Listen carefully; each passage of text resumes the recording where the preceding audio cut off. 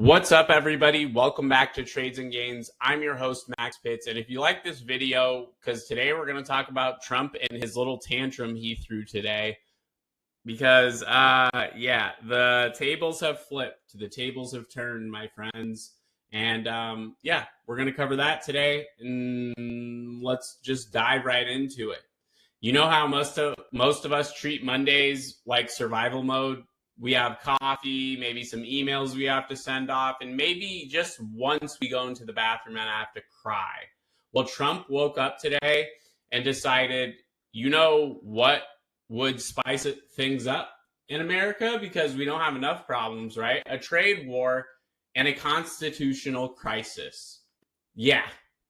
That was, he woke up and chose violence, my friends. He chose violence. So first up, let's talk about these tariffs. Trump got on Truth Social today and his therapy journal, quite frankly, for insomniacs, because this man exclusively tweets at 2 o'clock in the morning, and he announces substantial new tariffs on any country with a digital tax. You know what a digital tax is, by the way? It's when other countries go, hey, Amazon, Google, Meta, you're sucking up all our money. Maybe pay a little back. Kick us a little something back here. Basically, it's the world's version of, hey, buddy, pitch in for dinner. You ate all the appetizers. We ordered them for the whole table, and you were the only one who ate them. So, come on. Cough up that Amex. Now, Trump, he said, no, we're not doing that. He says, if you dare tax our tech bros, America's going to slap tariffs on your exports, and wait for it, will restrict your access to U.S. chips. Chips. And no, I'm not talking about Doritos or Lay's, the semiconductor kind, He's basically threatening to hold the world's iPhones and Teslas hostage right now. Imagine being Europe. You tax Facebook, and suddenly you can't buy Nvidia's GPUs. That's like telling a kid, you didn't eat your broccoli, so now you're not getting a PlayStation for Christmas. That's insane. But that's not even the main course. That's just the appetizer to this poo fest of a buffet that we're about to get into.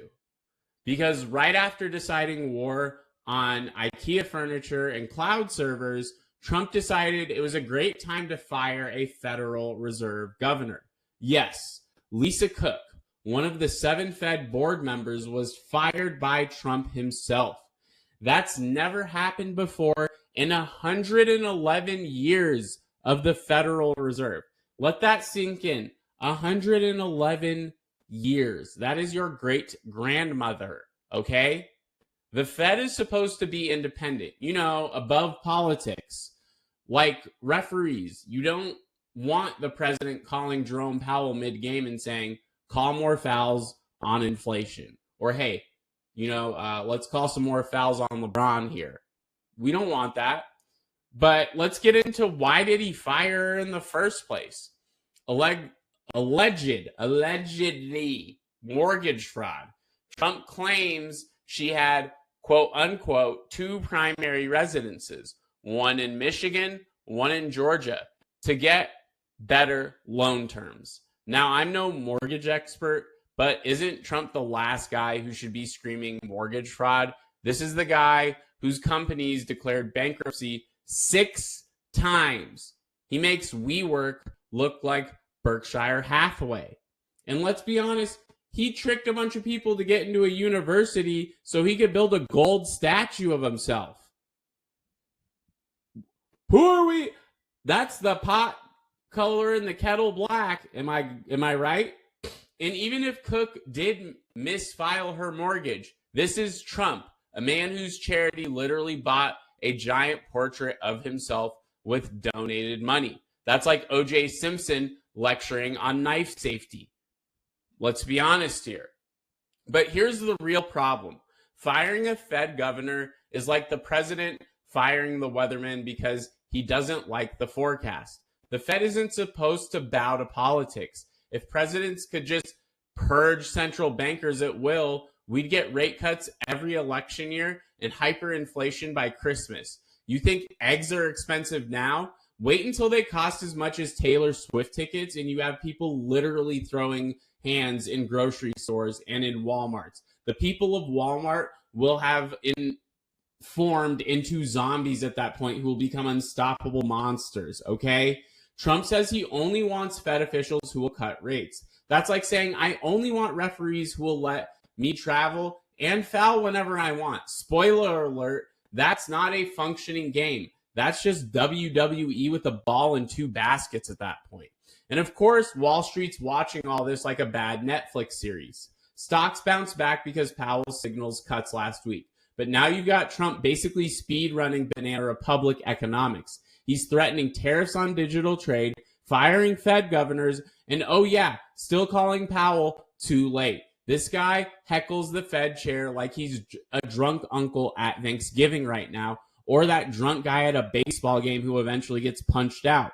And think about what this means globally. Other countries are already rolling their eyes at us. Europe's like, wait, you're threatening tariffs because we tax Google? You mean the company that tracks our underwear purchases? China's probably laughing too. They don't need to hack our institutions.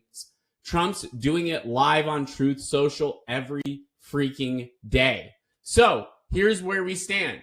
Trump wants to tariff furniture, tariff countries with digital taxes, restrict chips, fire Fed governors, and pressure Powell into cutting rates. It's not an economic strategy. It's a reality show pitch. This fall on NBC, The Apprentice, Central Bank Edition. And here's the scary part.